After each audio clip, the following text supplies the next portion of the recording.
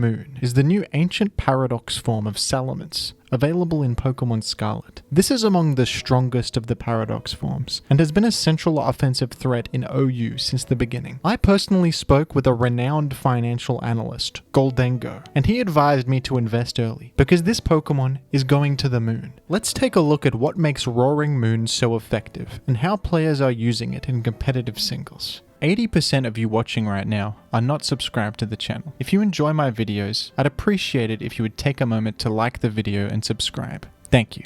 Roaring Moon has a fantastic Dragon Dark type combination, and an excellent stat distribution. This Pokemon is tied with Cinderace as the 4th fastest in OU, with a max speed of 370, and it hits much harder than most other Pokemon around its speed, with an impressive 139 base attack. For such a fast and powerful Pokemon, its bulk is not bad either, with respectable HP and special defense, and some very valuable resistances to common types like Water, Fire, and Ghost. Roaring Moon's offensive move pool has pretty much everything you could ask for. You have Crunch and Dragon Claw for stab options, Earthquake to hit Steel and avoid contact effects, and some solid fringe options like Iron Head, Stone Edge, and Fire Fang. You even have U-Turn for pivoting. Dragon Dance is an amazing boosting move that lets Roaring Moon act as a game ender and win condition. Although every ancient Paradox form has the ability Photosynthesis, Roaring Moon is probably the best of the bunch at actually getting the most out of this ability. The most popular set on Roaring Moon uses a booster energy for that Photosynthesis attack boost. With this consumable boost to attack on top of Dragon Dance, you're outrunning the majority of the metagame and threatening enormous damage in only one turn of setup. Acrobatics is commonly used on this set. After consuming your booster energy, the power of Acrobatics will be doubled. With a flying Terra type, you not only gain a valuable resistance to fighting, and of course an immunity to ground, you also boost the damage of Acrobatics even further. With Crunch, Acrobatics, and Earthquake at your disposal, you're threatening a huge variety of Pokemon, and with your solid bulk and the valuable resistances of your type combination, along with how much you get both offensively and defensively out of Terastallizing, this is one of the most effective boost sweepers and win conditions in all of Gen 9. Another great option on Roaring Moon is a Choice Band set. This turns Roaring Moon into a more immediate threat, and takes advantage of that huge speed stat. With U-Turn, you can deal big damage and pivot to a Pokemon of your choice to keep momentum up. Your Choice Band boosted Stab Crunch is really threatening and difficult to switch into, and you have plenty of options in your moveset to punish dark resistances as well. Although Sun teams have fallen out of favor a little bit since the banning of Chi-Yu, Choice Band Roaring Moon is one of the most effective Sun abusers in Gen 9 and a great choice on Sun teams. If you use a Jolly nature and make sure your attack stat is just lower than your speed stat, this will cause Photosynthesis to boost your speed in the Sun. This is basically like having both a Choice Band and a Choice Scarf equipped at the same time. I think an underrated set on Roaring Moon is a bulky pivot set. With heavy duty boots equipped and Roost and U-Turn in your moveset, plus a bit of investment in your health and defenses, Roaring Moon can take advantage of those great resistances and stats and that great speed. Compared to other boots wielding pivots in the format, Roaring Moon has more longevity thanks to Roost,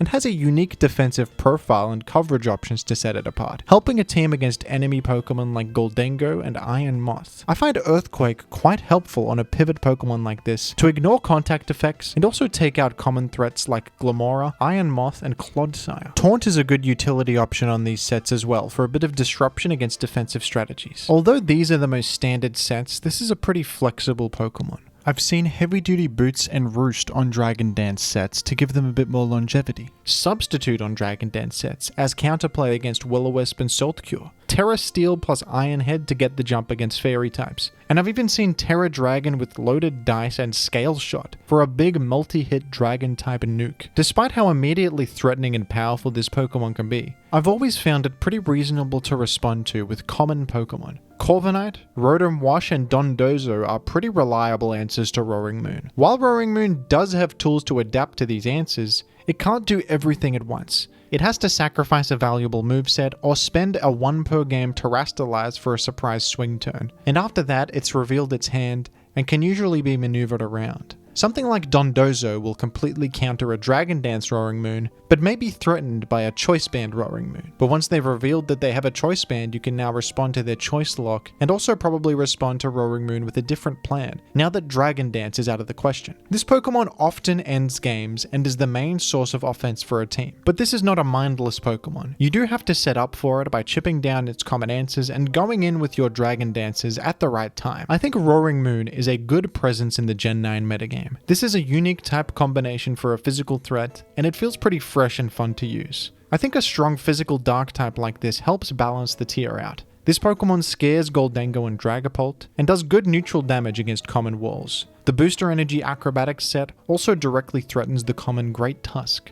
I'm pretty sure that Roaring Moon is just fundamentally excellent, and will likely not be falling in usage that much with the release of Pokemon Home or future DLC. If these Paradox forms stick around in future generations, then we're probably looking at a new permanent OU mainstay. I also think that this is probably my favorite name out of all of the Paradox Pokemon. While many of the names sound strange, lazy, and even nonsensical, Roaring Moon sounds like something that an ancient civilization might have actually used as a name for this. It makes this Pokemon seem like this mysterious beast of the distant past. What do you think of Roaring Moon? What would you like me to talk about next? Let me know down below in the comments. And thank you for watching. I recently made a video about Hoenn Gaiden, a great Gen 3 OU mod with buffed and reworked Pokemon, as well as new additions from future generations. DK Koba is hosting a tournament for this format. If you'd like to try out Hoenn Gaiden, consider joining the tournament. Sign-ups are in the Hoenn Gaiden Discord, which I'll link in the description.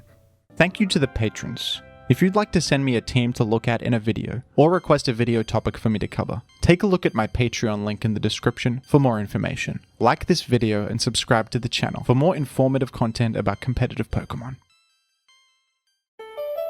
The money got different, 'cause of what I'm spending.